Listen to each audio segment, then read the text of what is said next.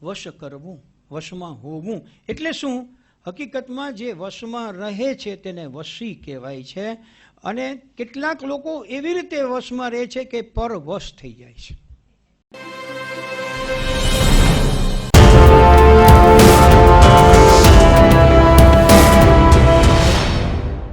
આપણે આવ્યા છીએ 13મા શ્લોક ઉપર. બહુ મહત્વનો શ્લોક છે.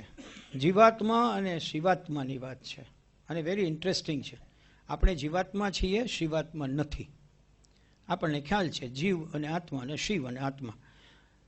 આમાં એક શબ્દ પ્રયોગ છે, વશ કરવું. અંતઃકરણ જેના વશમાં છે.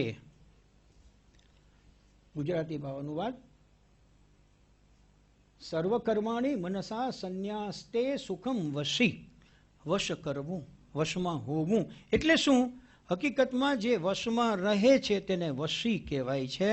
અને કેટલાક લોકો એવી રીતે વશમાં રહે છે કે પરવશ થઈ જાય છે.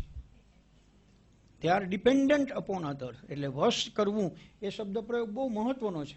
અંતઃકરણ જેના વશમાં છે, અહીંયા પ્રોએક્ટિવલી એની વાત કરી છે કે તમારું અંતઃકરણ જો તમારા વશમાં હશે અને શત્રુને આધીન નહીં થવું હોય તો, કારણ કે જો તમે કોઈના વશમાં આવ્યા તો પછી શત્રુને આધીન થયા વગર ચાલશે નહીં, રાઈટ? પણ તો શું?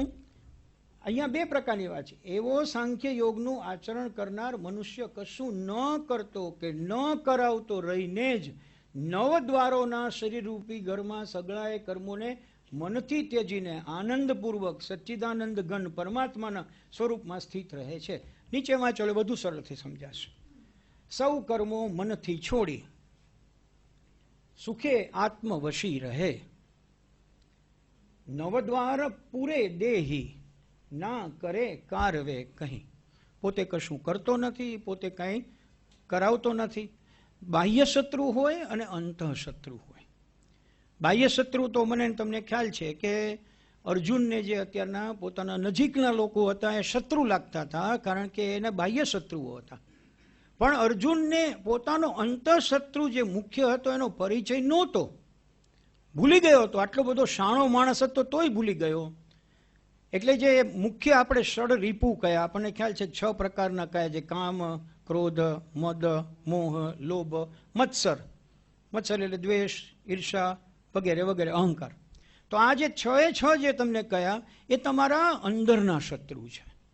બહારના તો આવશે ને જાશે, એને જીતી શકાશે. આને તમારે જીતવા પડે. That is your duty.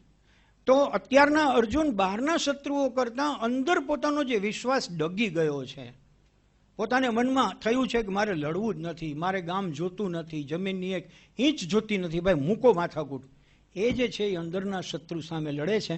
એટલે આપણને કહ્યું કે ભાઈ અહીંયા શબ્દ આવ્યો, તમે બરાબર સાંભળો છો, આનંદપૂર્વક, આનંદપૂર્વક, વિથ જોય. એવું નહીં કે મૂકો ને હવે સાહેબ, એ નહીં કરે માનો, નહીં માને મૂકો ને, એમ નહીં, પણ આનંદથી મૂકી દેવું છે.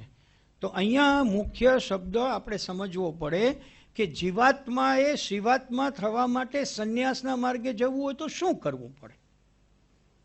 સંન્યાસ કર્મયોગ કયો છે એનો અર્થ એવો છે કે ન્યાસ એટલે નિધિ અથવા ખજાનો, પટારો આપણે જેને કહીએ કે ન્યાસ એટલે નિધિ, અને સંન્યાસ એટલે સારી રીતે ભેગો કરેલો નિધિ, સારી રીતે ભેગો કરેલો ખજાનો. પણ શેનો ખજાનો? હું અહીંયા 5 પ્રકારના સંન્યાસના જે અર્થો આપ્યા છે સ્વામી શ્રી તદાત્માનંદજીએ કોટ કરવાનું પસંદ કરું. પહેલું એ કહે છે કે સંન્યાસ એટલે ઇનએક્શન, નિષ્ક્રિયતા અથવા અકર્મણ્યતા. આ પેલો સંન્યાસ. મારે કાંઈ કરવું નથી, જેની વાત ગઈ વખતે કદાચ સાહેબે પૂછી હતી કે સંન્યાસ આશ્રમમાં શું થાય? અકર્મણ્યતા, નિષ્ક્રિયતા. હવે મારે કંઈ કરવાનું રહેતું નથી, ઘણું વંચાઈ ગયું, ઘણું લખાઈ ગયું, ઘણું ખવાઈ ગયું, ઘણું જીવાઈ ગયું, હવે મારે બધું પૂરું થયું. તો એ ઇનએક્શન. બીજો એક ભાગ અર્થ એવો પડે કે સાધુની સમાન તમે જીવન જીવો તો એ સંન્યાસ છે. તમને ખ્યાલ છે કે સાધુઓ એક પાત્રમાં બધું ભેગું કરીને ખાતા હોય, એને સ્વાદ ઉપર કંટ્રોલ મેળવ્યો હોય, એને વિચરણ દ્વારા પોતાના શરીરને કષ્ટ આપ્યો હોય, વગેરે વગેરે વગેરે. એમ જીવન જીવો તો સંન્યાસ છે. ત્રીજો એક અર્થ એવો પણ છે કે જગત માટેના જેટલા પ્રયાસો છે, જીવવા માટેના જેટલા પ્રયાસો કે પ્રયત્નો તમે કરવાના છો એમાંથી મુક્ત થાવ, એ સંન્યાસ છે. I will not specially try for this.